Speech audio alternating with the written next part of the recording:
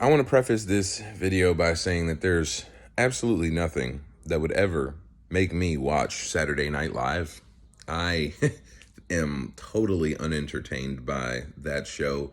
Have been ever since the first time I've ever seen it.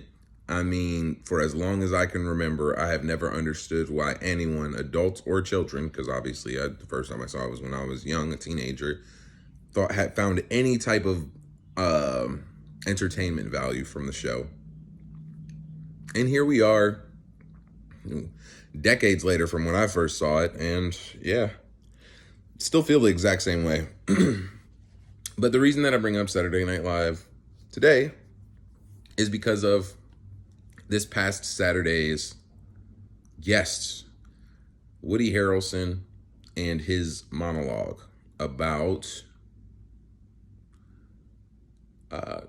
drug dealers, the biggest drug dealers, and how the media has come together to unanimously support and back up some of the world's largest drug dealers and silence any voices against them. And a lot of people thought that this was a very bold statement. Maybe it was. Maybe it was bold for him to do that on Saturday Night Live, when he did. But check me out, though. This and the Dave Chappelle situation. These are premeditated events from what I understand. I'm sure, since it's a live filming, that the guest can slip in some additional words, but for the most part, they have a general idea of what they're going to be doing during the show, during rehearsal. And I really think that these kind of situations, these kind of monologues that are going on, these controversial monologues, are being placed there purposefully in order to gain traction towards a very much dying television show. And I think that it's kind of silly to feel like Woody Harrelson said anything crazy or too out of pocket. True, 100% true.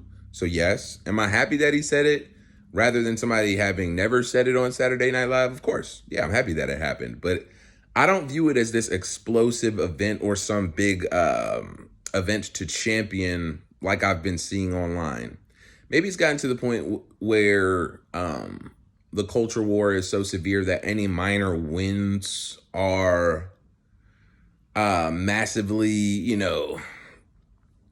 praised. And once again, I don't want to sound, I'm not going to say ungrateful, because at the end of the day, this didn't improve or change anything, but I don't want to sound like I'm hating or I wish that he didn't do that, because it's perfectly good and well that he did speak up about what he did. But I just want to say that we're going to need a lot more than that. And we're going to, maybe it's good because, and this is just me rationalizing while I'm speaking here through the stream of consciousness, but maybe it's just the nudging back towards sensibility that people are praising, people slowly but surely being able to speak common sense again is a big win. That's kind of like, I'm not going to say it's a total black pill or anything like that, but it's just like, dang, we've really gotten that far that saying something. So, because obviously it was very veiled, the joke that he was, making, that had the undertones of what they call anti-vax sentiments.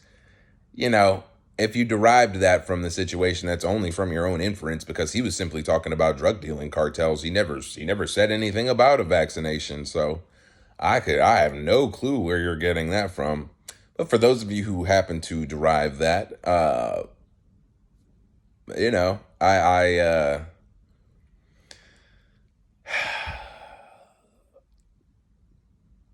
think that the fact that something like that was considered a bold win shows the severity of where we are. And I'm not just saying where we are as in how far the crazies have gotten, how far people who support all of the craziness that we've gone through for the past 3 years, but also how far and how, I guess, demoralized people who are trying to fight against that are.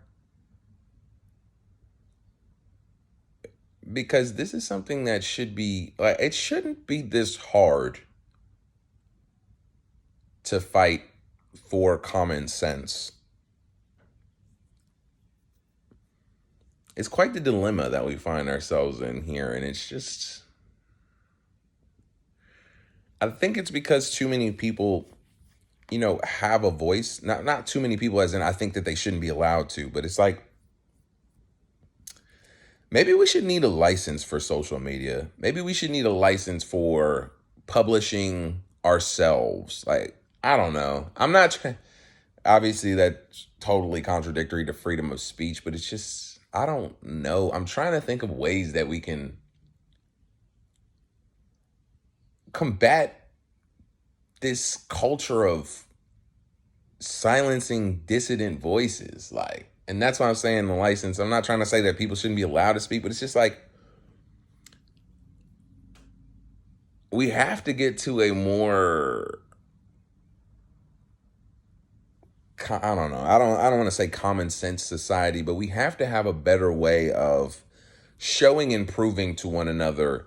We have to abandon emotional response to objective truth. We have to overcome our own stubbornness in order to achieve better results as a species. I mean, I really don't know how else to say it. It's like the things that divide us are very silly and only benefit a select few people. Yet it's so powerful, like the divisions between humans, left and right, or race and gender. You know, when we start to understand and express and explore the complementary nature of the differences of humans, that's when we'll get to a better place. Maybe that's me just being very biracial right now, but I don't fully understand how, like, it spoke to, like, the reason I'm reacting this way is because it really spoke out to me that people were like so impressed by Woody Harrelson saying what he said. And I'm not saying that, like, like I've already repeated, I don't fully misunderstand why people feel the way that they do, but I just think that, I don't know. I can keep talking about this forever, as I often say, but it's just like, this one is, it's because it shows how far we are still entrenched in this issue that was so explosive. It shows that we are really not out of the woods yet in these conversations. So that's why I make videos talking about them, talking about these kind of situations, and let you know that I'm happy that Woody Harrelson said what he said at the end of the day. I'm, of course, in support of anybody exposing the absolute nonsense that has been going on for the past few years here. So keep going, keep it talking, and yeah, don't stop and don't just go. And the reason that I brought up that was rehearsed is because I think that that's SNL trying to reel people back into their viewership base. So it's like, like, let's not only do it when there's an economic incentive. And I'm not saying that that's why Woody Harrelson went on there. Like, Woody Harrelson is very outspoken about these kind of things. I've seen him talk about this on his own platforms and everything like that. So not trying to accuse him of that, but I am saying that as narrative shift, as the common understanding of what has gone on shifts, meaning as the common man starts to understand more and more of how much misinformation was spread and starts to feel different ways about different things, different organizations, and how they stood during those times, those organizations are going to be trying to pivot along with the sensibilities and mentalities of their audience. That's what Saturday Night Live is doing. I'm not saying that's a good or a bad thing, because we don't need a total societal collapse and everything just because these corporations were wrong. Although a lot of us would like to see that. Yeah, we do like revenge and punishment. It's human.